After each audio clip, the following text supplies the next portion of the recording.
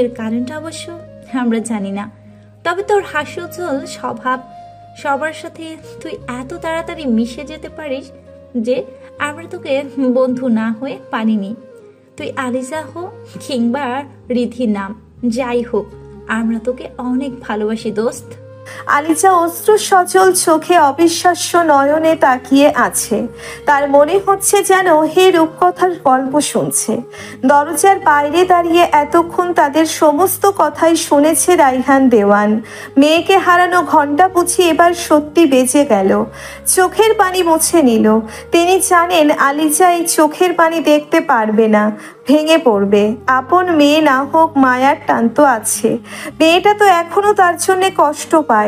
গম্ভীর মুখে দরজা খটখট করে ঘরে ঢুকলো রাইহান দেওয়ান। সকলে একযোগে রাইহান দেওয়ানের দিকে তাকালো। আলিজা এগিয়ে এলো, কাঁপা কাঁপা স্বরে বলল, বাবা বাবা এসব কি বাবা? আমি সত্যি তোমার মেয়ে না, আমি তোমার কেউ হই না। রাইহান দেওয়ান আঁকড়ে ধরলেন মেয়েকে। আলিজা ডুকরে কেঁদে উঠল। তারপর মাথায় হাত বুলিয়ে দিতে দিতে রাইহান দেওয়ান বললেন, কে বলেছে তুই আমার মেয়ে নস? তুই আমারই মেয়ে। হয়তো আলী জানোস, কিন্তু তুই আমারই মেয়ে অ্যাঞ্জেলা। আলিজা বাবার বুক থেকে মাথা তুলে প্রশ্নবোধক চোখে তাকালো। আলিজাকে ছেড়ে খানিক পিছিয়ে গিয়ে অন্যদিকে ফিরে দাঁড়ালেন রাইহান দেওয়ান।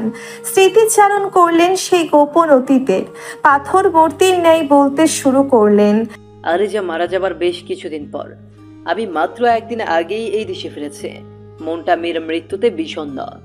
বাবা হয়ে সন্তানের লাশ কাঁধে নেওয়ার কি যন্ত্রণা তা একমাত্র বাবারাই বলতে পারবে। সন্তানের লাশ কাঁধে নিয়ে বাবারা সেই দিন অর্ধেক মৃত হয়ে যায়। নিজেকে ভীষণভাবে অপরাধী মনে হচ্ছিল। মনে মনে একটা শব্দই শুধু আসছিল, তোমার মেয়ের মৃত্যুর জন্য তুমি নিজেই দায়ী। এই কথা আমার মাথা ছিঁড়ে খাচ্ছিল। আলিজা আমার কাছে থাকলে হয়তো এত আগে মেয়েটাকে হারাতে হতো না, কিন্তু ভাগ্যের উপর তো কারো হাত নেই। বৃদ্ধ বয়সে একা ধ্বংসপ্রাপ্ত মন নিয়ে সমুদ্রের পাড়ে গেলাম। একা একা হাঁটছিলাম কিনারা দিয়ে। আমার থেকে কিছু দূরেই আমার গার্ডরা দাঁড়িয়েছিল। আমি হাঁটছিলাম, এমন সময় আমার কয়েকজন গার্ড ছুটে এসে বলল, জেলেদের জালে নাকি একটা মেয়ের লাশ ভেসে উঠেছে। আমার মনের ভেতর কেমন জানি মায়ার জন্ম নিল। কথাটা শুনে এক প্রকার দৌড়ে গেলাম ঘটনাস্থলে। ভিজে চিপচিপে দেহখানা, ধবধবে সাদা বর্ণের, বালিতে লুটিয়ে পড়া হাত। আবছা অন্ধকারে মেয়েটাকে একদম পরীর মতো মনে হলো আমার কাছে। মনে হলো আমার মেয়েকে বুঝি আল্লাহ এইভাবে ফিরিয়ে দিলেন, একদম অ্যাঞ্জেল রূপে। আমার অ্যাঞ্জেলা, আমার মেয়ে অ্যাঞ্জেলা। হাতের পালস চেক করে দেখি নাড়ি চলছে। পায়ে গুলির আঘাত, মাথার পেছন থেকে কলকুলিয়ে রক্ত পড়ে ততক্ষণে জমাট বেঁধে গেছে। জেলের একদল ততক্ষণে উদ্ধার করেছিল আমার অ্যাঞ্জেলাকে। খুশি হয়ে নিজের মানিব্যাগ বের করে 50,000 টাকা দিয়ে এলাম জেলেদের। আসার আগে ঘোর নির্দেশ দিলাম, সব কথা দুকান যেন না হয়। তারাও আমার নির্দেশে সব কথা দুই কান করেনি। বৃদ্ধ শরীরেও অনায়াসে কোলে তুলে নিলাম তোকে। আমার শুধু এটাই মনে হচ্ছিল, আমি একবার আমার মেয়েকে হারিয়েছি, আর হারাবো না, কোনোভাবেই না। দ্রুত হসপিটাল নিয়ে গেলাম আমার অ্যাঞ্জেলাকে। টানা 12 ঘন্টা কিছু না খেয়ে অপারেশন থিয়েটারের সামনে বসে রইলাম। ডাক্তার বের হয়ে বলল, তুই আউট অফ ডেঞ্জার। সেদিন বাড়িতে এসে আমার আরেক চিন্তা শুরু হলো। তুই যদি সুস্থ হয়ে আমাকে রেখে চলে যাস। মনে মনে আল্লাহর কাছে প্রার্থনা করলাম যাতে আমার অ্যাঞ্জেলা আমার কাছে থাকে। আল্লাহ যেন ম্যাজিকের মতো আমার আশা পূরণ করে দিল। পরের দিন তোর জ্ঞান ফিরল। মাথায় ব্যান্ডেজ, পায়ে গুলির আঘাতের থেকেও বেশি গভীর মাথার আঘাত। ডাক্তাররা অনুমান করলো সমুদ্রের পাথরের সাথে আঘাত লেগেই তোর সেই ক্ষত। ডাক্তার আমাকে নিয়ে তোর কাছে গেলেন। তুই তখন চিৎকার করছিলি, কাউকে চিনতে পারছিলি না। মাথায় নাকি তোর খুব যন্ত্রণা হচ্ছে। আমি তখন খুব অবাক হলাম। আল্লাহ বুঝি সত্যি আমার প্রার্থনা পূরণ করে দিল। তোকে সেদিন বুকে জড়িয়ে ধরে বলেছিলাম, তুই আমার মেয়ে, আমার মেয়ে আলিসা অ্যাঞ্জেলা। তুইও কি সুন্দর বাচ্চা মেয়েদের মতো কিছুক্ষণ ফ্যালফ্যাল করে আমার দিকে তাকিয়ে থেকে আমাকে জড়িয়ে ধরলি। আমি আদর করে দিতেই শান্ত হয়ে গেলে। সিদ্ধান্ত নিলাম, সারা পৃথিবীর কাছে তুই আলিজা হিসেবেই থাকবি, আর শুধু আমার কাছে তুই আমার মেয়ে অ্যাঞ্জেলা। কেবল আমি জানব তুই আমার মেয়ে অ্যাঞ্জেলা। কাউকে তো এইসব খবর জানতে দিব না। সেই জন্য হসপিটাল থেকে আসার সময় ডাক্তারদের টাকা খাইয়ে আসলাম। এরপর তোকে বাসায় নিয়ে আসি। ততদিনে তোর মাথার আঘাতটাও তেমন সেরে ওঠেনি, ক্ষত গভীর ছিল। টেলিগ্রাম ক্ষতিগ্রস্ত হয়েছিল, যেখান থেকে ধীরে ধীরে মাথায় ক্ষরণ হয়। তাই তোকে আমার কাছে রেখে চিকিৎসা করি। কিন্তু তুই তোর না পরিচয় ভুলে গেলেও তোর ভেতরের দক্ষতা, তোর গুলি চালানোর প্রতি আগ্রহ সবই রয়ে গেছিল। এইসব যখন আমি খেয়াল করলাম, তোর অতীতের প্রতি আমার আগ্রহ জাগল। তারপর যেদিন তুই সেই মিলিটারি ট্রেনিং ক্যাম্পে 3 জনকে শ্যুট করলি, তখন আমার মনে ভয় বাসা বাঁধল। যদি তোর প্রতি মানুষের আগ্রহ বেড়ে যায়, তাই মনের বিরুদ্ধে গিয়ে তোকে ইউকে পাঠিয়ে দিলাম। পাশাপাশি বেস্ট চিকিৎসার ব্যবস্থা করলাম, যাতে তোর মস্তিষ্কের ক্ষতটা চিরতরে সেরে যায়। আর রাদিত রেমিমকে তোর সত্যিটা বলতে মানা করে দিলাম। তোকে ইউকে পাঠিয়ে দিয়ে আমি তোর ব্যাপারে সব খবরাখবর নিলাম। হৃদের সম্পর্কেও জানতে পারলাম তোরা এখানে ঘুরতে এসেছিলে। জাহাজে নাকি দুর্বৃত্তরা আক্রমণ করেছিল। আরো খুঁটিয়ে খবর নিব। এর মধ্যে আমার বুকে গুলি লাগলো। তুইও সেই খবর পেয়ে দেশে চলে এলি। তারপর শুনলাম তুই নাকি ফুয়াদের কথায় হৃদকে মারতে গেছিলি, আর তখনই হৃদ তোকে দেখে ফেলেছে মানে তোকে আমার থেকে দূরে নিয়ে চলে যাবে। তাই কেন যেন খুব স্বার্থপর হয়ে গেলাম। এর মধ্যে ফুয়াদ চাপ দিল, ওর সাথে তোর বিয়ে না দিলে তোকে সব সত্যি বলে দিবে।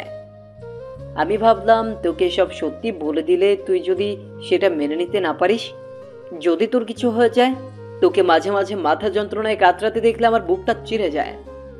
এসব শুনে তোর ব্রেন যদি সেটা নিতে না পারে, অতিরিক্ত চাপে যদি তোর ব্রেন স্ট্রোক হয়, আমি তো তখন তোকেও হারিয়ে ফেলব। তাই সব জেনেও তোর সাথে ফুয়াদের বিয়ে দিতে রাজি হয়েছি। আমাকে ক্ষমা করে দিস মা। আমি সত্যি ওই ছেলেটার কাছে দোষী, তোর আসল বাবা মায়ের কাছে দোষী, যারা আমার মতোই মেয়ে হারানোর যন্ত্রণায় ছটফট করছে। রায়হান দেওয়ান আর নিজেকে আটকে রাখতে পারলেন না, ছুটে চলে গিয়ে নিজের ঘরে দরজা লক করে দিল। আলিজার কাছে এখনো সবটা রূপকথার গল্পের মতো লাগছে।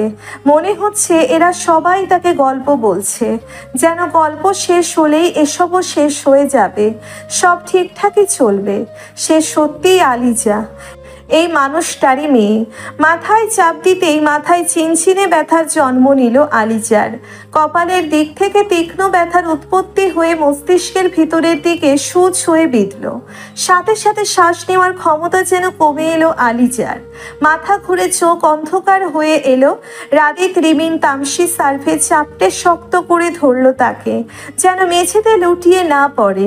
তারপর সবাই ধরে বিছানায় নিয়ে শুইয়ে দিল। বেডসাইড টেবিল থেকে ঔষধের পাতা থেকে কোনো রকমে ঔষধ বের করে তার মুখে তুলে দিল রিমিন। রাদিত পানির গ্লাস এগিয়ে দিল। সার্ভে, তামসি আলিজার ঠান্ডা হয়ে যাওয়া হাত পা ঘষতে লাগলো। হাঁপাতে হাঁপাতে আলিজার ঘরে এলো লিটন। আলিজা এখন অনেকটাই সুস্থ, চুপচাপ বিছানায় শুয়ে আছে সে। তাকে ঘিরে দুই পাশে তার বন্ধুরা বসে আছে। তাদের লিটন এগিয়ে গেল, ক্লান্ত স্বরে বলল, আলিজা মা, তুমি কি সুস্থ আছো এখন? আলিজা চোখ খুলে উঠে বসে মুচকি হাসার চেষ্টা করে মাথা নাড়ালো। লিটন পুনরায় বলল, ওইদিকে ফুয়াদ তোমার আর ফুয়াদের বিয়ের ব্যবস্থা করতেছে, কাজী নিয়ে এসেছে। আলিজা বিস্ফোরণ চোখে তাকালো, সাথে তার বন্ধুরাও। আলিজা উঠে দাঁড়িয়ে বলল, আমি ফুয়াদকে কখনোই বিয়ে করব না, এটা ওকে ভালো করে বুঝিয়ে দিন মামা। লিটন এগিয়ে এসে বলল, এখন কিছু বুঝতে পারছি না আলিজা মা, বিয়েটা কিভাবে ঠেকাবো তাও তো বুঝতে পারছি না। রাদিত সামনে এসে ক্ষীণ রাগান্বিত স্বরে বলল, ওকে বলে দিলেই হয়। লিটন হতাশ সুরে বলল, সেটাও মানবে না। রিমিন বলল, দোস্ত, এই ফুয়াদ ছেলেটা নিজেকে আমাদের সামনে যতটা নিট অ্যান্ড ক্লিন দেখায়, ও কিন্তু একটুও তেমন না। নিশ্চয়ই ভেতরে ঘাপলা আছে। আলিজার ফুয়াদের কাণ্ড শুনে মাথায় রাগ উঠে গেল। ঘর থেকে বের হওয়ার জন্য পা বাড়িয়ে বলল, ফুয়াদকে তো এর জন্য জবাবদিহি করতেই হবে, ওর সাহস কি করে হয়? আলিজাকে থামিয়ে লিটন বলল, না আলিজা মা, তুমি এখন নিচেই যেও না। আলিজা মা, তুমি এখন নিচেই যেও না। এখন ফুয়াদের সাথে পারা যাবে না। বাড়ির চারপাশে ঘেরাও করা। যে পুলিশের পোশাকধারী লোক দেখছো, এরা আসলে কিন্তু পুলিশ নয়, এরা ফুয়াদের লোক। রিমিন হতবাক সুরে বলল, দেখছিস দোস্ত, কি বললাম? এই ছেলেটা একদম ঠিক না। না হলে গুন্ডা নিয়ে ঘুরে।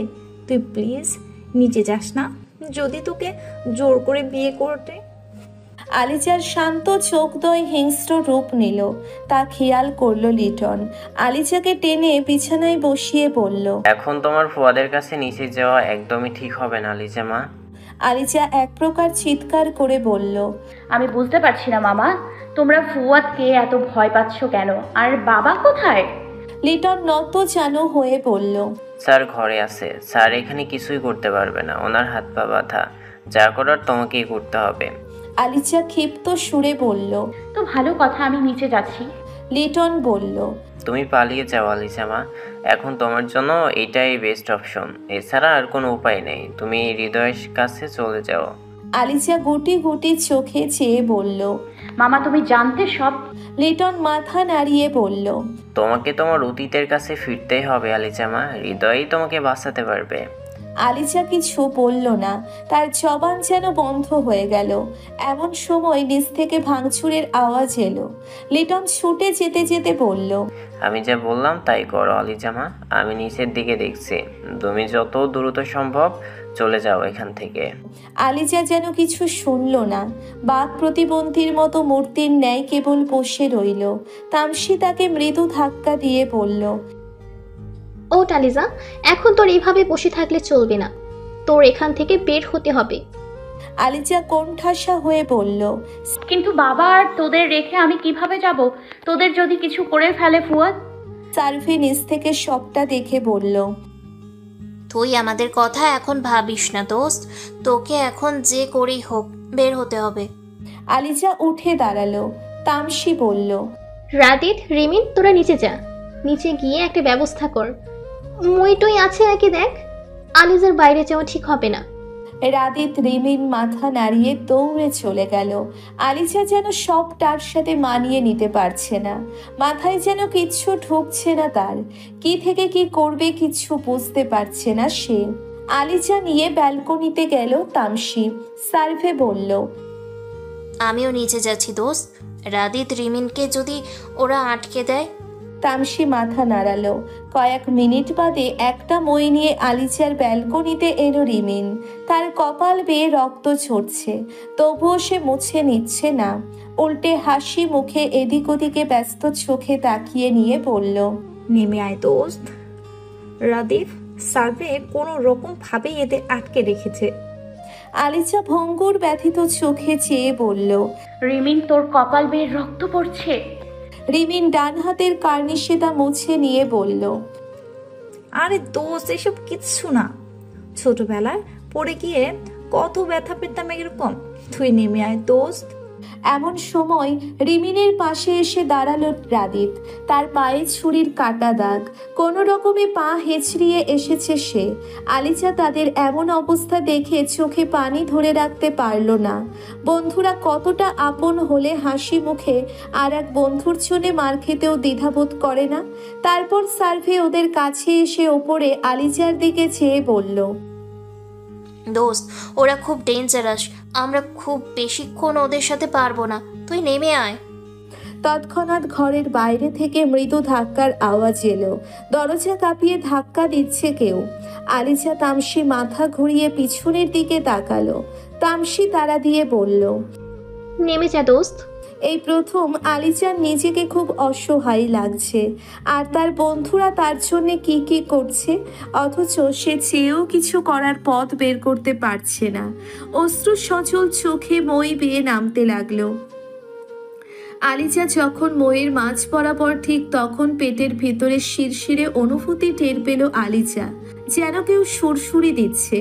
অবচেতন মনে পেটে হাত রাখলো আলিজা, যেন টের পেল এখানে কেউ আছে। মাথা ঘুরিয়ে বমি বমির উদ্যোগ হলো আলিজা। শরীরে ভ্যাপসা গরম অনুভব করলো। আলিজাকে থেকে যেতে দেখে সার্ভে মই পেয়ে উঠে আলিজার এক হাত আঁকড়ে ধরল। আলিজা ঘোলা চোখে তাকালে সার্ভে ভরসা দিয়ে বলল, নেমে আয় দোস্ত, আমি তোর হাত ধরছি, এখন আর পারবি না তুই। দুর্বল শরীর নিয়েই আস্তে ধীরে নিচে নেমে এলো আলিজা। আলিজাকে গেটের বাইরে নিয়ে গিয়ে গাড়িতে উঠিয়ে দিয়ে রাদিত বলল, দোস্ত আমাদের জন্য চিন্তা করিস না, তুই সাবধানে যা। আলিজার হাতে একটা কাগজের টুকরো তুলে নিয়ে রিমিন বলল, রিত ভাইয়া এই ঠিকানায় আছে এখন, তুই ওখানে চলে যা আলিজা। তামিমের কাছে থেকে খবর নিয়েছি আমি। গাড়ি ছেড়ে দিল। আলিজা এতক্ষণ যেন ঘোরের ভিতরে ছিল। ঘোর ভেঙে গেলে চিৎকার করে বলল, নিজেদের খেয়াল রাখিস দোস্ত, আর দেখিস আমি ফেরা না পর্যন্ত আমার বাবার যেন কিছু না হয়। খুব তাড়াতাড়ি ফিরবো। রাদিত সার্ভে তামসে মিলে হাত নাড়ালো। আবছা অন্ধকার আচ্ছন্ন একটি রিসোর্টের জানালার ধারে দাঁড়িয়ে আছে রেদ। মাথায় তার ব্যান্ডেজ করা, শরীরে মৃদু ব্যথা। ফোন স্ক্রিন আনলক করে কানে ফোন ধরলো। রিং হচ্ছে। প্রথমবারে কল ধরলো না, দ্বিতীয়বারে ডায়াল করতেই কল ধরলো তামিম। কি তোরা পৌঁছে গেছিস তো? হ্যাঁ, আমি জাবিদ ভোর শিশির ফোর্স নিয়ে পৌঁছে গেছি। আমরা এদিকটা দেখছি। তুই দেখ, রিদি নাকি বাড়ি থেকে বের হয়ে গেছে। রিমিন বলল তোর কাছে এসে পৌঁছেছে কি? হৃদ অশান্ত হয়ে বলল, কই আমার কাছে তো আসেনি এখনো। তামিম তাকে শান্ত করে বলল, এত হাইপার হোস না দোস্ত, তুই এগিয়ে গিয়ে বাস স্ট্যান্ডে দেখ, ও নাকি তোর কাছেই আসছে। হৃদ আর কিছু শোনার বা বলার প্রয়োজন বোধ করলো না। এক প্রকার বের হয়ে গেল। গাড়ি নিয়ে চলে গেল বাস স্ট্যান্ডে। হৃদ গাড়ি নিয়ে আসতে খেয়াল করলো রিধি দূরে দাঁড়িয়ে একটা কাগজ দেখিয়ে একজনকে কিছু জিজ্ঞেস করছে। হৃদ দৌড়ে গিয়ে কাউকে পরোয়া না করে চাপটে ধরলো তার মহারানীকে। রাত 10টা 10। সবকিছু এখন আন্ডার কন্ট্রোলে। ফুয়াদের সাঙ্গপাঙ্গদের ধরে ফেলেছে হৃদ। আলিজার বন্ধুরা, তার বাবা মামা এখন সেভ আছে। যারা আঘাত পেয়েছে ডাক্তার বাড়িতে এসে তাদের চিকিৎসা করে গেছে। তবে ফুয়াদকে অ্যারেস্ট করতে পারেনি তামিমরা। হৃদ জানালার কাছে দাঁড়িয়ে, আর আলিজা ওকে দেখছে আর এদিক ওদিক তাকাচ্ছে। কি বলবে বুঝতে পারছে না সে। পরনের জামাটা বিধ্বস্ত। দরজায় খটখট শব্দ করে কাজে প্রবেশ করলো জাবিদ। এই নিয়ে তিনবার বিয়ে হবে স্যারের, তাও একই মানুষের সাথে। ব্যাপারটা বেশ মজাদার লাগছে জাবিদের সাথে। হৃদ সামনে এগিয়ে এসে পকেটে হাত গুজে বলল, আপনি বসুন আর নিজের কাজ শুরু করুন। সাদা পাঞ্জাবি পায়জামা পরিহিত লোকটাকে দেখে হৃদের দিকে তাকিয়ে আলিজা অস্ফুট সুরে বলল, কাজী? হৃদ কটমট চোখে আলিজার দিকে তাকিয়ে বলল, কেন, কোনো সমস্যা আছে? এমনিতেও সমস্যা থাকলেও কিছু করার নেই। নিজের 2বার বিয়ে করা বউকে তৃতীয়বারের মতো আবার বিয়ে করব, এতে তোমার অনুমতি নেয়ার প্রয়োজন বোধ করছি না আমি। হৃদের রাগান্বিত চোখ মুখ দেখে মাথা নিচু করে নিল আলিজা। কি বলবে বুঝতে পারছে না, কিন্তু আগের কথা চাইলেও কিচ্ছু মনে করতে পারছে না সে। হৃদ কটকটে সুরে বলল, আগের বিয়ের কথা যেহেতু মনে নেই, তাই আবার বিয়ে করছি, যাতে অন্য কাউকে বিয়ে কেন, অন্য ছেলেদের দিকে ফিরে তাকাতেও চান্স না পাও। আর তোমারই তো ভালো, দেনমোহরের টাকা সবাই একবার পায় আর তুমি 3বার। শেষের কথাটা হৃদ তার সাথে মজা করে বলল নাকি সিরিয়াসলি বলল সেটা বুঝে উঠতে পারল না নতজানু হয়ে থাকা মেয়েটি। এমন সময় দরজা দিয়ে তামিম আস্তে আস্তে বলল, কি কপাল রে তোর দোস্ত, আমরা একটা বিয়ে করতে পারছি না আর তুই 3বার বিয়ে করছিস। হৃদ গম্ভীর সুর এঁটে বলল, এমন ভাবে বলছিস যেন আমি 3জনকে বিয়ে করেছি, একজনকেই 3বার বিয়ে করছি। তামিমের হাসি মুখটা চুপসে গেল। মিনমিন করে বলল, আরে এমন করে বলিস কেন দোস্ত, ওই একই তো। তবে আগের 2বার আমি ছিলাম না, এইবার আছি, সাক্ষী তো আমিই দিব। হৃদ কিছু বলল না। তামিম এগিয়ে এসে ঠোঁট টিপে হেসে বলল, তোর অবস্থা এখন কেমন হয়েছে জানিস? একজন লোক ডাক্তারকে বলল, ডাক্তার আমি যে বাবা হচ্ছি সেটা যেন আমার স্ত্রী না জানে। ডাক্তার বলল কেন? লোকটা বলল আমি তাকে সারপ্রাইজ দিতে চাই। মুখ ভরে হাসলো তামিম। হৃদ স্বাভাবিক সুরে বলল, তুই কিভাবে জানলি? কি বলিস ভাই, আমিও একজন ডাক্তার, তাজা মানুষের না হলেও মরা মানুষের ডাক্তার। সব আমি বুঝি, হ্যাঁ একটু তো রেসপেক্ট কর। আর তুই হয়তো ভুলে যাচ্ছিস আমি তোরই বন্ধু, সো একটু তো বুদ্ধি নিয়ে আমিও চলি, তাই না?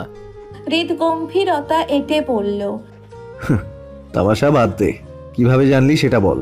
তামিম নিভে গিয়ে বলল, ওই ফুয়াদ যখন তোকে মারছিল, যখন তোর ফোনটা পড়ে গেছিল আমি তুলে নিয়েছিলাম। একটু আগে ডাক্তারের মেসেজ এসেছিল। আলিজাকে নিজের হাতে খাইয়ে দিয়ে বিছানায় শুইয়ে দিল হৃদ। বিছানায় দুই মুখ হয়ে দুজন শুয়ে আছে তারা। মুখে কোনো কথা নেই, অনুভূতিরা ঘিরে ধরেছে দুজনকে। খানিক বাদের পিছনে ঘুরে আলিজাকে জড়িয়ে ধরল হৃদ। নড়ে চড়ে উঠল আলিজা, হৃদের হাতে বন্ধনের উপর হাত রাখলো। আলিজার কাঁধের কাছের চুলগুলো সরিয়ে আলিজার কাঁধে চুমু খেলো। কেঁপে উঠে হৃদের হাত আঁকড়ে ধরল আলিজা। আশকারা পেল হৃদ। আলিজার কাঁধে মুখ ডুবিয়ে গভীর নিঃশ্বাস নিল। আবেশে আলিজা কুঁকড়ে গেল। হৃদ মাথা উঠিয়ে বিড়বিড় করে বলল, জানো তো মহারানী, যে কোনো প্রশ্ন কখনো সবচেয়ে কঠিন হয় বেশি। আলিজা প্রশ্নবোধক চোখে তাকালো হৃদের দিকে। হৃদ পুনরায় বলল, যখন কাউকে একটা ছোট্ট প্রশ্নের উত্তর হ্যাঁ অথবা না বলে করা হয়, একটা শব্দ উচ্চারণ গুটির খেলাই চেঞ্জ করে দেয় আমাদের জীবনে। পড়ে থাকে এক ফালি হতাশা কিংবা অনিমন্ত্রিত সফলতা। পৃথিবীতে সবচেয়ে নিষিদ্ধ অনুভূতি হচ্ছে প্রেমে পড়া। তুমি প্রেমে পড়েছ মানে তুমি দুর্বল। তোমার জীবনের সবচেয়ে গুরুত্বপূর্ণ অংশটাই তখন ওই মানুষটাই দখল করে নেবে। যদি সে হারিয়ে যায় 1 সেকেন্ড, 1 দিন, 1 সপ্তাহে, 1 মাস কিংবা এক অগণিত সময়ের জন্য, তাহলে তুমি উপলব্ধি করতে পারবে সেই যন্ত্রণা যা তোমাকে তিল তিল করে একটু একটু করে যত্ন করে শেষ করে। আমরা যখন কাউকে প্রচণ্ড রূপে ভালোবাসি, আমাদের অস্তিত্বটাই তখন মলিন হয়ে যায়। সে বিনা নিজেকেই বিষের মতো লাগে। তুমি বিনা আমি অনেকগুলো দিন সেই বিষ পান করেছি। মাঝে মাঝে চেয়েছি নিজেকে শেষ করে দিতে। আলিজা অস্ত্র চোখে তাকালো হৃদের দিকে। তাকিয়ে থামিয়ে দিয়ে কান্নারত সুরে বলল, এমন কথা কখনোই বলবেন না প্লিজ। হয়তো আমার আগের কিছু মনে নেই, আমি মনে করতে পারছি না, কিন্তু আপনি আমার স্বামী। আমি কখনোই আমার সামনে আপনার এসব কথা মানব না। আগের কথা আমার কিছু মনে নেই।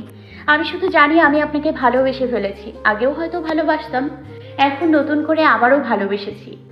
আপনাকে বিনা কোনো কিছুই কল্পনা করতে পারবো না আমি। হৃদ মুচকি হাসল। অনেকগুলো দিন পর সেই নারী, সেই মায়াবী, সেই নরম কণ্ঠস্বর, যার প্রতিটি নিঃশ্বাস প্রশ্বাসে হৃদের ভালোবাসা ছড়িয়ে, সেই নারী যাকে পাগলের মতো ভালোবাসে হৃদ, যার চোখে মুখে স্পষ্ট হৃদের জন্যে গভীর কাতরতা, যার জন্যে নেশাগ্রস্ত হৃদ আলিজার চোখে পানি মুছিয়ে 2 চোখে অধর ছুঁয়ে বলল, পৃথিবীতে সবচেয়ে কষ্টদায়ক অত্যাচার কি জানো তো মহারানী? তা হচ্ছে ভালোবাসার অত্যাচার। যেই অত্যাচার তোমাকে সহ্য করতে হবে, না পারবে প্রতিবাদ করতে, আর না পারবে আমাকে ফিরিয়ে দিতে। অনেক কষ্ট জমে আছে এই বুকের বাম পাশে। সব কিছু শোধ তুলব তোমার থেকে। প্রতিদিন আমার অত্যাচারে শেষ হবে তুমি। আজ তুমি রাজি থাকো কিংবা না থাকো, কেউ একজন বলেছিল মনের ব্যথা কমানোর সবচেয়ে বড় ঔষধ হচ্ছে কোনো কিছু লেখা। নিজের দুঃখগুলোকে মুক্ত করব আজ আমি। তোমার সর্বাঙ্গে থাকবে আমার লেখা প্রতিটি শব্দের আঁকি বুকে। ব্যথাগুলো মুক্ত হবে আজ আমার। মিলন হলো 2টি পবিত্র আত্মার, যার একজন তৃষ্ণার্ত মানবের ন্যায় অপেক্ষা করেছিল তার ভালোবাসার মানুষের। অবশেষে তার অপেক্ষার অবসান ঘটেছে। রাত তখন শেষে, সূর্য আলো ফুটবে। হঠাৎ করে পেটের কাছে সুরসুরি পেয়ে চোখ খুলে তাকালো আলিজা। কি হচ্ছে বুঝতে পারছে না। চোখ মেলে তাকিয়ে দেখে হৃদ তার পেটে চুমু খাচ্ছে আর বিড়বিড় করে কি যেন বলছে। ঘুম ঘুম চোখে গলা চড়ানো কণ্ঠে আলিজা বলল, কি বলছেন বিড়বিড় করে? হৃদ ঘাড় ঘুরিয়ে আলিজাকে দেখল। ঘুমে আচ্ছন্ন তার চোখ মুখ। কতদিন পর এই ঘুম ঘুম মুখখানা দেখল হৃদ। মুচকি হেসে আলিজা সিক্ত ঠোঁট অধর ছোঁয়াতে গেলে আলিজা হুট করে বমি করে দিল। সব গিয়ে পড়ল হৃদের গায়ে। আকস্মিক নিজের কাণ্ডে আলিজা ভ্যাবাচাকা খেয়ে গেল। এক প্রকার ব্যস্ত হয়ে ওয়াশরুমে চলে গেল। খানিক বাদে হৃদ তার পিছু এলো। আলিজা তখন অপরাধীর ন্যায় ক্লান্ত শরীর নিয়ে হৃদের দিকে তাকালো। হৃদ তার দিকে তাকিয়ে বলল, এখন ঠিক লাগছে। আলিজা মাথা নাড়িয়ে বলল, বুঝতে পারছি না হুট করে কি হলো, আমার মাথা ঘুরে উঠলো। বেশ কিছুদিন ধরে টানা সকালে এমন হচ্ছে। হৃদ মুচকি হেসে বলল, তুমি শাওয়ার নিয়ে বের হও, ততক্ষণে ঘর পরিষ্কার করে ফেলছি আমি। আলিজা রুক্ষ স্বরে বলল, আপনি? হৃদ হুলে বলে চলে গেল। আলিজার বমি করে টি শার্ট খুলে ঘর পরিষ্কার করতে করতে বলল, বেশি না ভেবে তাড়াতাড়ি শাওয়ার নাও, ঠান্ডা লাগে না যেন আবার। সকালে খাওয়া দাওয়া শেষ করে ক্লান্ত শরীর নিয়ে বিছানায় বসে আছে আলিজা। খাওয়ার পর থেকে কেমন যেন ঢেক আসছে আর মাথা ঘোরাচ্ছে আবার। হৃদ বাইরে গেছিল, ঘরে এসে দেখে আলিজা বিছানায় শুয়ে এগিয়ে গিয়ে তার কপালে চুমু খেলো হৃদ। চোখ খুলে ফেললো আলিজা, মাথায় হাত দিয়ে বলল, মাথাটা কেমন ঘোরাচ্ছে। হৃদ হাসলো, তার হাসার কারণ খুঁজে পেল না আলিজা, শুধু দুটি চোখে রহস্যময় পুরুষটাকে দেখলো। হৃদ এগিয়ে গিয়ে আলিজার পেটে মাথা রাখলো। ঠিক সেই সময় আলিজার পেটে অদ্ভুত এক অনুভূতি হলো। হৃদও হয়তো টের পেল, মুচকি হাসি হাসলো, মাথা তুলে আলিজার হাত তার পেটে রাখলো। আলিজা এবার আর তেমন কিছু টের পেল না।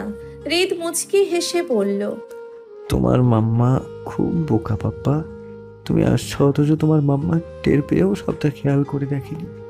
হৃদের কথায় হতবাক আলিজা নিজের পেটে হাত বুলিয়ে হৃদের দিকে তাকিয়ে থেমে থেমে অস্ফুট সুরে বিস্ময় নিয়ে বলল, এখানে? হৃদ মাথা নাড়িয়ে বলল, এখানে এখানে আমাদের ছোট্ট সোনা, আমাদের অংশ এখানে বেড়ে উঠছে। তুমি টের পেলেও ভালোভাবে হয়তো এটা নিয়ে ভাবনি, তার জন্যই তোমার এত মাথা ঘোরানো আর এত বমি। এখানে আমাদের সন্তান আর আমি টেরেই পেলাম না। আমি ভাবছি হয়তো অ্যাসিডিটিতে এমন হচ্ছে। আমি ওর মা হয়েও আশার বেড়ে ওঠা বুঝতে পারলাম না। হৃদ আলিজার চোখের পানি মুছিয়ে বলল, এটা বড় কোনো ব্যাপার না, তুমি এমন করে বলছো কেন? তোমার আমাদের আগের কোনো কিছুই মনে নেই, সো এরকম একটা ভাবনা মাথায় আসবে না, এটাই স্বাভাবিক। আপনি কিভাবে জানলেন যেখানে আমি কিছুই? হৃদ সব পারে বুঝলে মহারানী, আর সেখানে হৃদের লিটল কপি আসছে, আর হৃদ না জানবে? আপনি আগে কেন বলেননি আমাকে? সবটার একটা সঠিক সময় আছে, তখন তোমার আগে সব কিছু না জানিয়ে এসব বলাটা ঠিক হতো না। তুমি হয়তো মেনে নিতে পারতে না, প্রশ্ন জাগতো তোমার মনে বাচ্চাটা কিভাবে এলো, অথচ কিচ্ছু মনে করতে পারতে না। এখন যেহেতু তুমি সবটা জানো তাই বলে দিলাম। আলিজাই প্রথম নিজের সন্তানকে অনুভব করলো, নিজের অংশ সে, যে তার গর্ভে বড় হচ্ছে একটু একটু করে প্রতিদিন। এর জন্য সমস্ত কষ্ট অনুভব করবে আলিজা। মা বুঝি এমনই হয়। হৃদ নিঃশব্দে আলিজার কাণ্ড দেখলো, কেমন মাতৃত্ব অনুভব করছে তার সেই দিনের সেই পাগলি আদুরে আবদারে মহারানী। আলিজাকে নিয়ে রাইহান দেওয়ানের বাড়িতে গেল হৃদ। আলিজাকে তার বন্ধুদের কাছে রেখে রাইহান দেওয়ানের সাথে গোপন পরামর্শ সেরে নিতে গেল। তাই 1 ঘন্টা নিজেদের আলাপ শেষ করে হৃদ বলল, আমি খবর পেয়েছি ফুয়াদ ইন্ডিয়া থেকে জঙ্গিদের নিয়ে আসছে। ও খেপে গেছে সব দিক দিয়ে হেরে গিয়ে, এবার বড়সড় ক্ষতি করতে চাইছে। আমাকে এখনই ঢাকায় যেতে হবে। আমি এখন রিধিকে নিজের সাথে নিতে পারবো না, রিধি সেখানে সেফ নয়। আর তাছাড়া রিধির স্মৃতিও এখনো ফেরেনি। আমি চাই ওর ট্রিটমেন্ট এখানে থেকেই হোক। ও সময় নিক সবটার সাথে মানিয়ে নেয়ার, ততদিনে যদি ওর সব মনে পড়ে। এই আশা রাখা ছাড়া আর কোনো উপায় নেই। আমাদের বাড়িতে এখনও জানে না রিধি বেঁচে আছে। তারা জানতে পারলে ওকে এখানে কখনোই রাখতে দিবে না, তাদের কাছে জোর করে হলেও ওকে নিতে চাইবে। এতে পুরনো সব দেখে ওর মাথায় চাপ সৃষ্টি হতে পারে, এমনটাই বলেছে ডক্টর। তাই বাড়িতে আপাতত সবটা গোপন থাকবে। আপনি প্লিজ ওর আর আমার বাচ্চার খেয়াল রাখবেন। রাইহান দেওয়ান মুচকি হেসে বললেন, তুমি অ্যাঞ্জেলাকে নিয়ে চিন্তা করো না, ও আমার মেয়ে, আমার সবটা দিয়ে ওকে আগলে রাখবো। আমি থাকতে ওর কোনো ক্ষতি হতে দিব না। আর যার জন্য আমি ফুয়াদের কাছে বাধা পড়েছিলাম তা তো আর নেই। তাই তুমি আলিজাকে নিয়ে চিন্তা করো না। ওকে জানে তুমি আজই ওকে রেখে ঢাকা চলে যাচ্ছ? হৃদ মাথা নিচু করে নগ্ন স্বরে বলল, না আঙ্কেল, ও জানে না। আমি চাই না ও এখন জানুক। আমি চলে যাই, তারপর আপনি বলবেন প্লিজ। রাইহান দেওয়ান উঠে দাঁড়ালেন, হৃদের কাঁধে ভরসার হাত রেখে বললেন, তুমি যা ভালো মনে করো তাই হবে। আর হ্যাঁ, ফুয়াদের ব্যাপারে কোনো হেল্প লাগলে অবশ্যই বলবে। আমার ভাইয়ের ছেলে বলে এখন আর আমি ওকে আগলে রাখবো না, এবার ওর শাস্তি পাওয়া দরকার। আজ 7 মাস হলো রিত ঢাকা গেছে। সেই যে গেছে আর আসেনি। ধীরে ধীরে ডাক্তারের চিকিৎসায় সবটা মনে পড়েছে রিধির। তার নাম, পরিচয়, বাবা মা, বন্ধু বান্ধব, আত্মীয় স্বজন সব। নিজের নতুন বাবা রুদ্রিক, রাইহান দেওয়ান, লিটন মামা, রাদিত, তামসি, সার্ভে, এদের কেউ মনে আছে। একটা অ্যাক্সিডেন্ট সত্যিই একটা লাইফের টার্নিং পয়েন্ট। কতগুলো মানুষের সাথে ছড়িয়ে গেল তার জীবন। কিছুদিন আগেই তামসি রাদিতের বিয়ে হয়েছে বাংলাদেশে। এর মধ্যে তাদের ইউকে যাওয়া দরকারি ছিল, কিন্তু রাইহান দেওয়ান তাদের যেতে দেননি। এমনিতেই রিতের জন্য মেয়ে এই অবস্থায় বিষণ্ণ থাকে। বন্ধুরা চলে গেলে যদি ভেঙে পড়ে। গোলু গোলু মেয়েটা নিচের পেটে হাত বলিয়ে কথা বলছে, বিড়বিড় করে বলছে, দেখো মাম্মা, তোমার পাপ্পা কত পচা। একদম তোমার আমার খবর নেয় না, আমাদের ভালোবাসে না। একবার খালি পাপ্পা আমাদের সামনে আসুক, পাপ্পার সাথে আর কথাই বলবো না, একটুও না। তুমিও কিন্তু বলবে না, তুমি তো মাম্মার বাধ্য বেবি, তাই না? পাপ্পার সাথে একদম কথা বলবে না। ডেলিভারি ডেট প্রায় চলে এসেছে। আজ তার জন্মদিন। এই প্রথম পরিবার ছাড়া জন্মদিন পালন করছে রিধি। ঢাকার সুপরিচিত গ্রিন প্যারিস হোটেলে আছে তারা। অনেক দিন পর ঢাকায় আসা হলো রিধির, তার নিজের শহর, নিজের বন্ধনের। একটু পরেই দরজায় খটখট শব্দ হলো।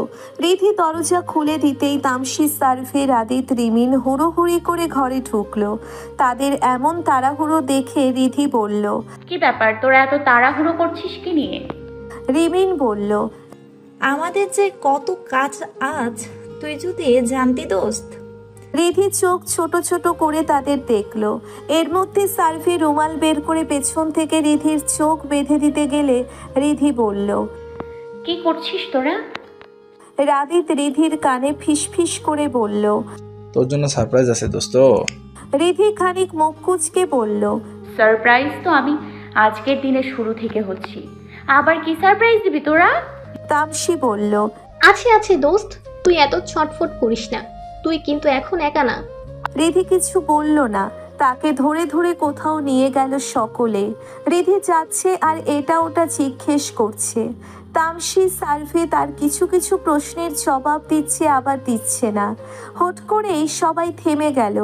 রাইহান দেওয়ান মেয়ের কাছে এসে দাঁড়ালেন। মেয়েকে যে তার অতীত জীবনের কাছে ফেরত দেওয়ার পালা। চোখের রুমাল খুলে দিলেন তিনি। রিধির সামনে রাইহান দেওয়ান দাঁড়িয়ে। রিধি তাকে দেখে খানিক বিরক্ত হয়ে অভিযোগ করার মতো করে বলল, দেখো বাবা, ওরা কি করছে, এই সময়ে আমার চোখ বেঁধে দিয়ে কি করছে? রাইহান দেওয়ান মুচকি হেসে মেয়ের কপালে চুমু খেলেন। চোখে তার পানি।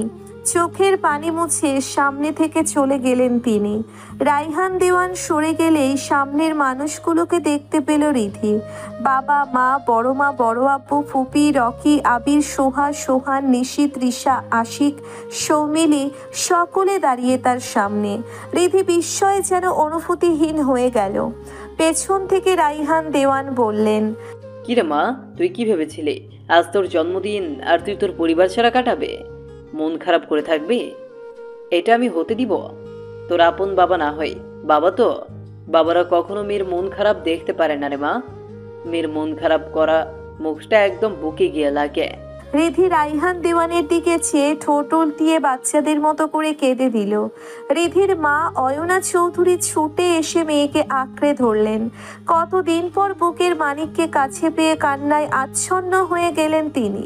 অয়ন চৌধুরী, ইরিনা চৌধুরী রিধিকে অয়ন চৌধুরীর কাছ থেকে নিয়ে বুকে জড়িয়ে ধরলেন।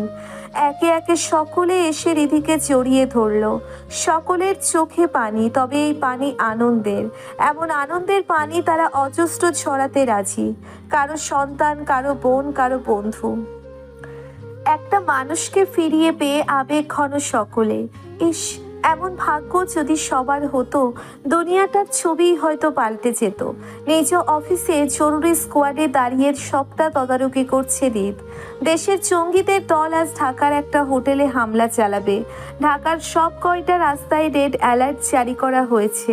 রিদ হাতে ওয়াকি টকি বের করে বলল, হ্যালো, সেকশন নাইট 001, কিছু জানতে পেরেছো? অপর পাশ থেকে কেউ ব্যস্ত স্বরে বলল, না স্যার, এখনো কিছু জানতে পারিনি। এমন সময় স্যার বলে ডেকে উঠল ভোর। রিদ তার দিকে সে বলল, স্যার ড্রেস করে গেছে, ওরা এখন গ্রিন প্যারিসের হোটেলে আছে। হৃদের বুকটা যেন খা খা করে উঠল। মনে হলো কাছের মানুষগুলোকে বোধহয় এবার হারিয়ে ফেলবে। তামিম শুকনো ঢোক গিলে বলল, গ্রিন প্যারিস হোটেলে তো রিধির বার্থডে সেলিব্রেট করা হচ্ছে, এখন কি হবে রিদ? হৃদ আর কোনো জবাব দিল না। এবার ফুয়াদ মোক্ষম চালটা দিয়েছে। নিজেকে কিছুক্ষণের জন্যে হলেও কেমন জীবনহীন মনে হলো হৃদের পিছু নিল জাবির, তামিম, ভোর, শিশির। গাড়ি নিয়ে এই সময় যাওয়া পসিবল না। ঢাকা শহর জ্যামের বিশ্বাস নেই। রিভলভার আরও প্রয়োজনীয় জিনিস গাড়ি থেকে নিজের সাথে নিয়ে বাইক নিয়ে চলে গেল হৃদ চলে গেলে তামিম, জাবিদ, ভোর, শিশির গাড়ি নিয়ে বের হলো। দেশের বেশ কিছু মন্ত্রীরা এসেছে রিধির জন্মদিনে। সেই সাথে দেশে উচ্চবৃত্তদের উঁচু উঁচু পদের অনেক মানুষ। পুনরায় জয়যুক্ত এমপি রাইহান দেওয়ান আর চৌধুরী পরিবারের মেয়ে বলে কথা। চাকু হাতে নিয়ে দাঁড়িয়ে আছে রিধি। সকলে একে একে ধৈর্যহীন হয়ে তাকে কেক কাটতে বলছে, কিন্তু তার দৃষ্টি দরজার ওপারে। সে চেয়ে আছে প্রিয় মানুষটার জন্যে, তার জন্যে প্রতীক্ষা করে চলেছে। মেয়ের অপেক্ষারত মুখের ভাষা বুঝলেন অয়না চৌধুরী। মেয়ের কাঁধে হাত দিয়ে বললেন, রিট আজ আসতে পারবে না মা? গত 3 দিন হলো বাসায় ফেরে না, খাওয়া নেই, ঘুম নেই, একাধারে কাজ করে চলেছে ছেলেটা। ঢাকায় নাকি আতঙ্কবাদীরা ঢুকে পড়েছে, আজ নাকি হামলা চালাতে পারে, সেজন্য চাইলেও সে আসতে পারবে না। তুই তো জানিস পরিবারের আগে নিজের দেশের মানুষগুলোকে নিয়ে ওর ভাবনা। রিধির এসব জানে, সে তো নিজেও এই প্রফেশনে ছিল, কিন্তু মন যে মানতে চায় না। মন যে বড্ড অবুঝ, বুঝেও বুঝে না চাওয়ার রোগে ভোগে সে। এমন সময় এক প্রকার ছুটে হলে প্রবেশ করলো হৃদ। সকালে এক চোখে তাকে দেখলো, তার চোখ মুখ বিধ্বস্ত। রিধি কাঙ্ক্ষিত মানুষটা দেখে অশ্রু ধরে রাখতে পারল না। ভরা পেটে হাঁটতে সমস্যা হয় রিধির, তবুও একটু একটু করে এগিয়ে গেল। হৃদ আঁকড়ে ধরল নিজের প্রিয়সীকে। রিধির কত শত অভিমান তার সাথে কথা বলবে না, তার সামনেও যাবে না। সব এক নিমেষে কোথায় গিয়ে লুকালো কে জানে। রিধিকে নিজের থেকে খানিক সরিয়ে চোখে পানি মুছিয়ে দিল। তৎক্ষণাৎ তুমুল বিস্ফোরণের শব্দে কেঁপে উঠল বিশাল হোটেলটা। ভয়ে আতঙ্কে একজোট হয়ে গেল সকলে। সংবাদ মাধ্যমগুলো তা ব্রেকিং নিউজ করে প্রচার করতে ভুল করছে না। জাবিদ, তামিম, ভোর নিজেদের রিভলভার নিয়ে এসে হৃদকে বলল, আতঙ্কবাদীরা যাকে পাচ্ছে তাকেই মেরে ফেলছে, তারা এদিকেই আসছে। হৃদ আর কিচ্ছু না ভেবে ছুটে গেল তাদের দিকে। যাওয়ার আগে হলরুমটা লক করে গেল। খানিক বাদে তামিম ছুটে এলো হলরুমের দিকে। আগে যে করেই হোক মানুষগুলোকে হোটেল থেকে বের করতে হবে, এটাই হৃদের নির্দেশ। তারা 4 জন মিলে কখনোই 20-25 জনের সাথে পেরে উঠবে না। তামিম এগিয়ে গিয়ে ম্যানেজারকে বলল, ম্যানেজার সাহেব, এখান থেকে বের হওয়ার আর কোনো সেকেন্ড রাস্তা আছে কি, যেটা গোপন আর সেফ হবে, যাতে সোজা হোটেল থেকে রাস্তায় বের হয়ে যাওয়া যায়? তামিম ম্যানেজারের সাথে নিজের আলাপ সারছে, আর এদিকে রিধির মাথা ঘুরিয়ে উঠল। পেটে কেমন চিনচিনে তীক্ষ্ণ যন্ত্রণা থেকে তীব্র যন্ত্রণার উদ্বেগ হলো। রিধিকে ধরেছিল তার মা আর ইরিনা চৌধুরী, নীলিমা চৌধুরী। ব্যথায় কুকড়ে উঠল রিধি। মেয়েকে নিয়ে চেয়ারে বসালে অয়ন চৌধুরী এসে মেয়েকে চেক করে বলল, রিধির ডেলিভারির সময় চলে এসেছে, ওকে এক্ষুনি হাসপাতাল নিতে হবে। একদিকে রিধির ছটফটানির আওয়াজে কুঁকড়ে মরছে তার পরিবারের সকলে, অন্যদিকে বাইরে তীক্ষ্ণ গোলাগুলির শব্দ। তামিম সিক্রেট পথ বের করে সকলকে এক এক করে বের করছে। বাইরে আর্মি টিম এসে গেছে। তারা হোটেলে ঢুকতে চাইলে আতঙ্কবাদীরা তাদের ঢুকতে দিচ্ছে না, গুলি করে ঝাঁঝরা করে দিচ্ছে। এই পরিস্থিতিতে হৃদকে ছেড়ে যাবে না তার পরিবারের লোকজন। তামিম আপ্রাণ চেষ্টা করছে তাদের বোঝানোর। দরজার লক খুলে জাবিদ এগিয়ে এসে বলল, দেখুন প্লিজ, আপনারা আমাদের সাথে কোঅপারেশন করুন। আপনারা এখানে থাকা মানে পরিস্থিতি আরও জটিল হয়ে পড়া। তাছাড়া হৃদয় স্যারের অর্ডার আমাদের মানতেই হবে। জোর করে হলেও আপনাদের এখন এখান থেকে বের করে নিয়ে যেতে হবে। এছাড়া আপনারা রিধির কথা তো একবার ভাবুন। এক্ষুনি ওকে হসপিটালে না নিয়ে গেলে অবস্থা বেগতিক হয়ে যাবে। ওর কথা তো ভাবুন। জাবিদের চুক্ত কথায় সবাই রাজি হলেও রিধি রাজি না। সারা শরীর ঘামে আচ্ছন্ন তার, চোখ বেয়ে পানি পড়ছে, যন্ত্রণাদায়ক ব্যথা অসহনীয় হয়ে পড়ছে। তবুও দুর্বল কণ্ঠে মিনমিনিয়ে বলছে, আমি যাব না, আমি আমার স্বামীকে একা ছেড়ে কখনোই যাব না, কখনোই না। রাদিত, রিমান, সারফে, তামসি সকলে এগিয়ে এলো রিধির দিকে। তারপর বলল, আলিজা, এমন অবুঝপনা করিস না প্লিজ। বাচ্চাটার কথা তো ভাবতে হবে তোকে। তুই তো ওর মা, তুই না ওর কত কেয়ার করিস। প্লিজ চল দোস্ত। কিন্তু রিধি মানতে নারাজ। সে রিদকে না নিয়ে যাবে না, এতে তার যত কষ্টই হোক না কেন। রিধির পাগলামির কথা তামিম গিয়ে রিদকে বলল। তামিম রিদের জায়গায় ফিল্ডে দাঁড়িয়ে রিদকে পাঠিয়ে দিল। রিদ এগিয়ে এগিয়ে যন্ত্রণার ছটফট করতে থাকা প্রিয়সীর সামনে দাঁড়ালো। তাকে আঁকড়ে ধরতে চাইল রিধি, কিন্তু রিদ ধরতে দিল না। শত্রু গম্ভীর চোখে তাকিয়ে বলল, তুমি এক্ষুনি এখান থেকে বের হবে। এটা একজন অফিসার না, তোমার স্বামীর অর্ডার, আদেশ। তুমি আমার বাচ্চার কেয়ার না করো, তবে আমি করি। এক্ষুনি যদি ওদের সাথে বের না হও, কথা দিচ্ছি আমি বেঁচে থাকলেও কখনো তোমার মুখ কেন ছায়াটাও দেখতে পাবে না তুমি। আর রিদ নিজের কথা রাখে। এখন চয়েস ইজ ইয়ার্স। শক্ত গম্ভীর চোখে তাকিয়ে বলল। কেমন নিষ্ঠুরের ন্যায় সবটা গড়গড় করে বলে দিল রিদ। রিধির ব্যথাতুর দৃষ্টি উপেক্ষা করে চলে গেল বাইরে। রিধির কান্নার মাত্রা বেড়ে গেল। একদিকে স্বামী আর একদিকে সন্তান। জীবন কেন যে এত কঠিন পরিস্থিতিতে ফেলে দেয় মানুষকে। হলরুমের দরজা লক করে চোখের পানি মুছে নিল রিদ। এই কঠিন কথাগুলো না বললে তাকে মানানো যেত না। মেয়েটা যে বড্ড জেদি, বাচ্চাটার কথাও ভাবছে না এখন। কথাগুলো রিদের বুকটা খুবলে খাচ্ছে, কিন্তু কিছু করার নেই। মাঝে মাঝে দুর্বলতা প্রকাশ করতে নেই। আর্মি অফিসাররা সোজাসুজি হোটেলে প্রবেশ করতে না পেরে হেলিকপ্টার মিশন চালায়। ফলে খুব সহজেই আতঙ্কবাদীদের অনেকে নিহত হয়ে যায়। দলনেতা ফুয়াদকে তার আরও সঙ্গীদের সাথে নিয়ে গ্রেপ্তার করে রিদ। ফুয়াদকে নিয়ে যাওয়ার আগে রিদ ফিসফিসে গলায় বলল, রিদ যে খেলার ক্যাপ্টেন, সে খেলায় রিদ কখনো হারে না। অনেক পালিয়েছিস, এবার শাস্তি পাওয়ার সময়।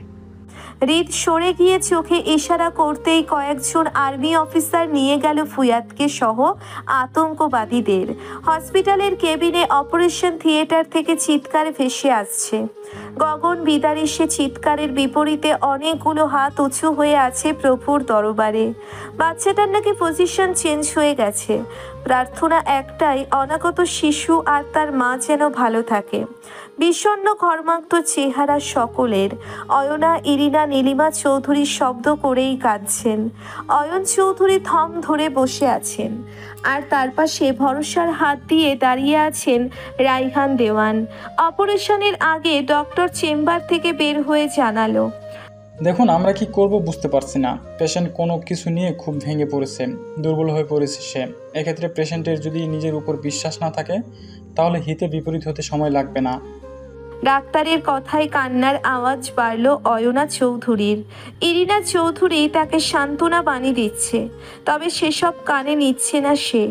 এমন সময় এক প্রকার দৌড়তে দৌড়তে হসপিটালে পৌঁছল রিদ। চোখে মুখে স্পষ্ট উদ্বিগ্নতার ছোঁয়া লেপে আছে।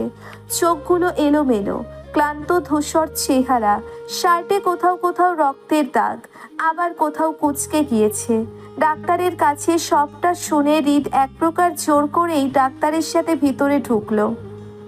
আলো ছায়া ঘেরা কেবিনে এক সাইডে ধারালো কাঁচি, ব্লেড সহ অপারেশনের সঞ্চমাদি। রিধির বেডের পাশে একটা টুল পাতা। এখানে বসলো রিদ। যন্ত্রণায় ছটফট করেছে রিধি। চোখের কার্নিশের পানি গড়িয়ে গড়িয়ে পড়ছে। রিধির মাথায় হাত বুলালো। রিধি অনুভব করলো। রিদ শান্ত স্বরে বলল, কি হয়েছে রিধি? আমি এসব কি শুনছি? তুমি কি চাও না আমাদের বাচ্চাটা একটা সুস্থ সুন্দর লাইফ পাক? এভাবে হাল ছেড়ে দিলে চলবে? এতদিন তো কত কষ্ট সহ্য করলে, এই শেষ? আর একটু প্লিজ, আমি তোমাকে আর আমাদের বেবিটাকে নিয়ে বাঁচতে চাই। প্লিজ আমার এই চাওয়াটা পূরণ করো। তোমার কাছে এটাই আমার শেষ চাওয়া। তুমি প্রমিস করো তুমি ধৈর্য হারা হবে না, সবটা দিয়ে শেষবারের মতো চেষ্টা করবে বড় আমাকে। রিধি মাথা নাড়ালো। অস্থির হয়ে ঘাম বেয়ে তার কপাল বেয়ে ঘাড়ে এসে বিছানায় গিয়ে মিশে যাচ্ছে। হৃদের হাতটা শক্ত করে ধরল রিধি। টলমল চোখে হৃদের দিকে তাকালো রিধি। জোরে জোরে শ্বাস টেনে নিচ্ছে সে। রিধির কপালে চুমু খেলো। চোখ বন্ধ করতেই অশ্রু গড়িয়ে পড়ল। হৃদ বাইরে গিয়ে দাঁড়ালো। প্রায় আধা ঘন্টা পর অপারেশন থিয়েটার থেকে একটা চাপা স্বর শোনা গেল। চাপা চিৎকারে হাউমাউ করে কাঁদছে সে। ছোট্ট নতুন অতিথির কান্নার আওয়াজ। রাইহান দেওয়ান খুশি হয়ে চলে গেলেন আজান দিতে। হৃদের ধৈর্য সহ্য হচ্ছে না। অপারেশন থিয়েটারের দরজার সামনেই দাঁড়িয়ে সে। একজন নার্স দরজা খুলে বের হলো। সাদা তোয়ালেতে মোড়ানো একটা ফুটফুটে ছোট্ট শিশু কন্যা। হৃদ নার্সের দিয়ে চেয়ে বলল, আমার স্ত্রী। হৃদকে থামিয়ে দিয়ে নার্স মুচকি হেসে বলল, আপনার স্ত্রী একদম ঠিক আছে, আপনাকে দেখতে যাচ্ছে। অপারেশন করার দরকার পড়েনি, নর্মাল ডেলিভারি হয়েছে। হৃদ স্বস্তির নিঃশ্বাস টেনে নিয়ে বাচ্চাটাকে কোলে তুলে নিল। ততক্ষণে খবর পেয়ে সেখানে জমায়েত হলো সকলে। ছোট্ট বাচ্চা মেয়েটা একটু একটু করে তাকাচ্ছে। বাবাকে দেখছে সে। ছোট্ট হাত উঁচিয়ে নড়াচড়া করছে। তার কপালে চুমু খেলো হৃদ। মুচকে হেসে পকেট থেকে মানিব্যাগ বের করে একটা স্বর্ণের ব্রেসলেট পরিয়ে দিয়ে বলল, আমার লিটল প্রিন্সেস, আমার রিক্তা মা, Rishita Chowdhury Rikta, daughter of Ayonika Chowdhury Ridhima and Rishad Chowdhury রিদ।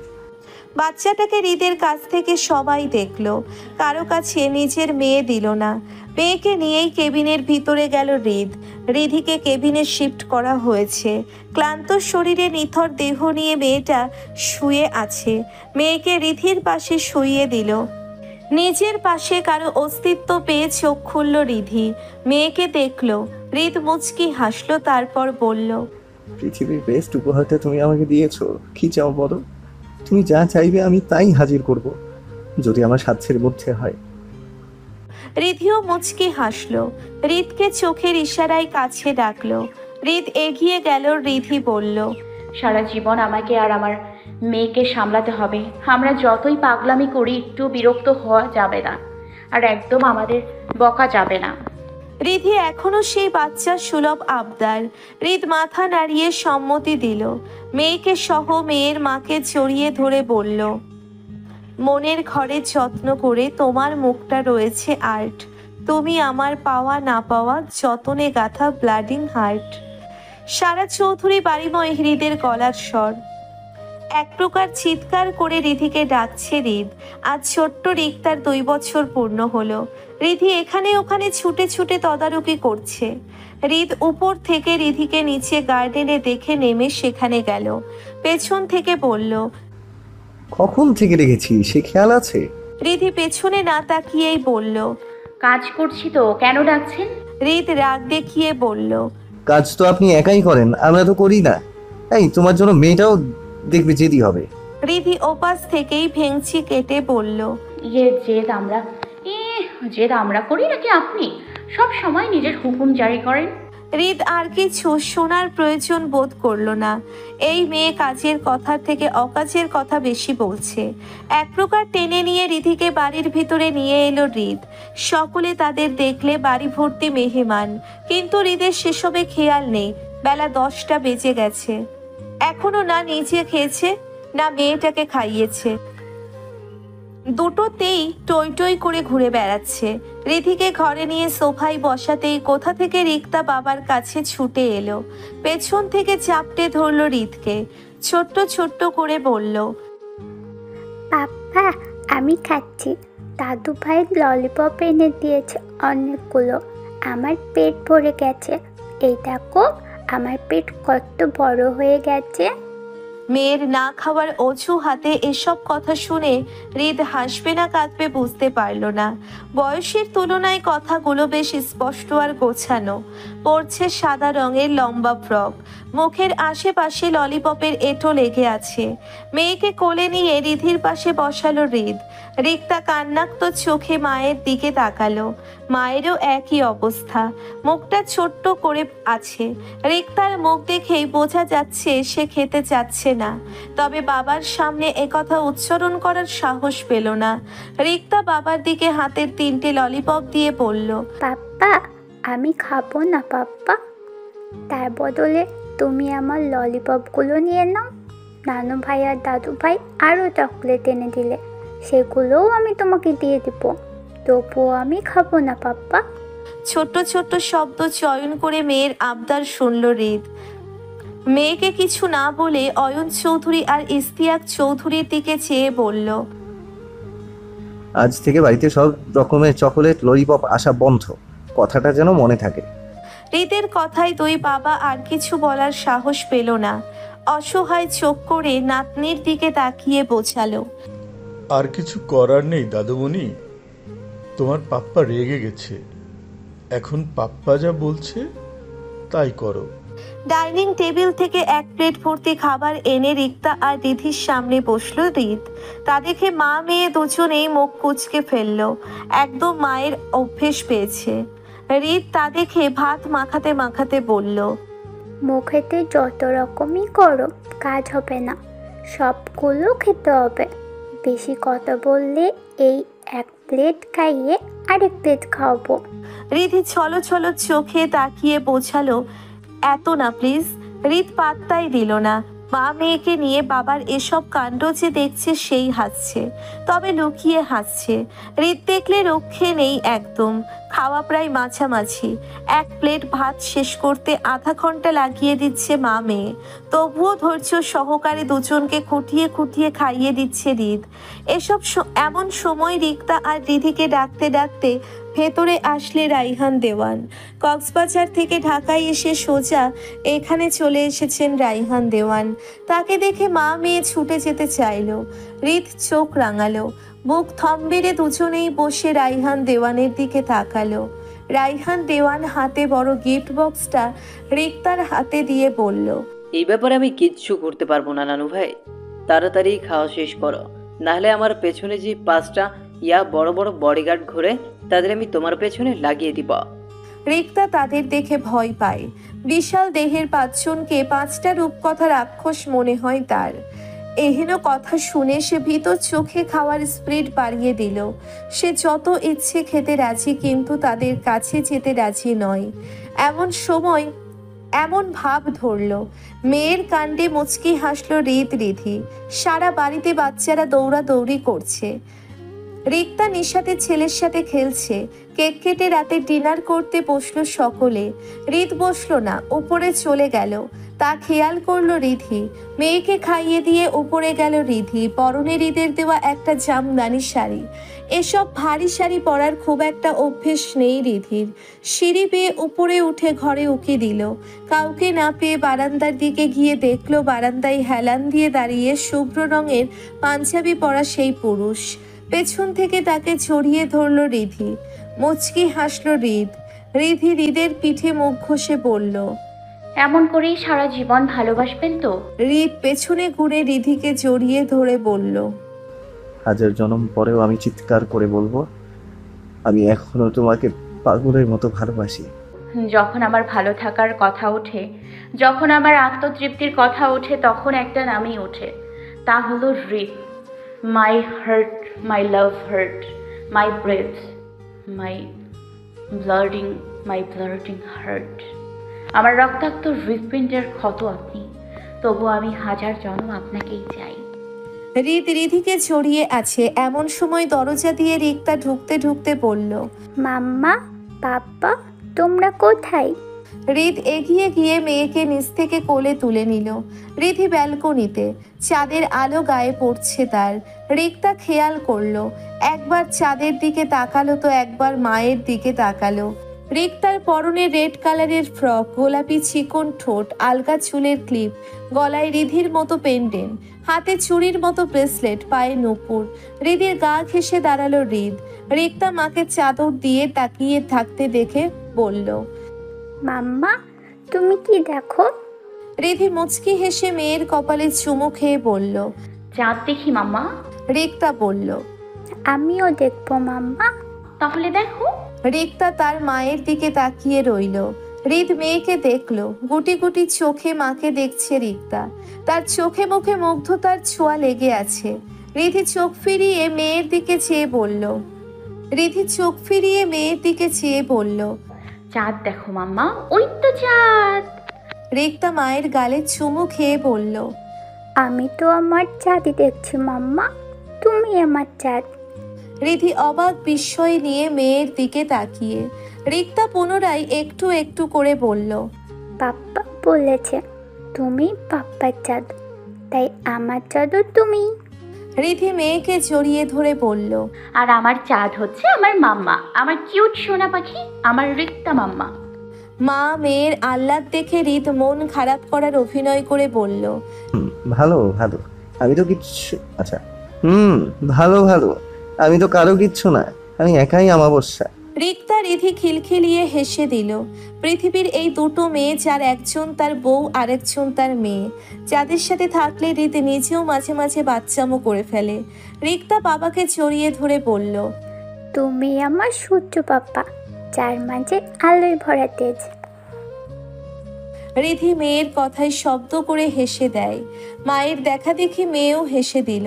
হৃদ তাদের দিকে খানিক তাকিয়ে থেকে দুইজনকে কাতুকুতু দিতে লাগলো। মা মেয়ের হাসির টান বেড়ে গেল। হৃদও তাদের সাথে শব্দ করে হাসে আর বলে, হাসো হাসো, বেশি করে হাসো। হাসতে হাসতে গড়িয়ে পড়ার অবস্থা মা মেয়ের। সেই হাসির ছটা ছড়িয়ে পড়ছে চৌধুরী বাড়ির আনাচে কানাচে। প্রতিটি ইট পাথর বাতাস সাক্ষী হচ্ছে তাদের প্রতিটি মুহূর্তে, প্রতিটি খুনসুটির। নিজ থেকে তাদের এমন হাসির শব্দ পেয়ে তাদের মাঝেও আনন্দের দোলা দিয়ে গেল। মন খোলা হাসিতে তারাও মাতল। বয়স্করা ছোটদের লজ্জায় না ফেলে ঠোঁট টিপে হাসছে।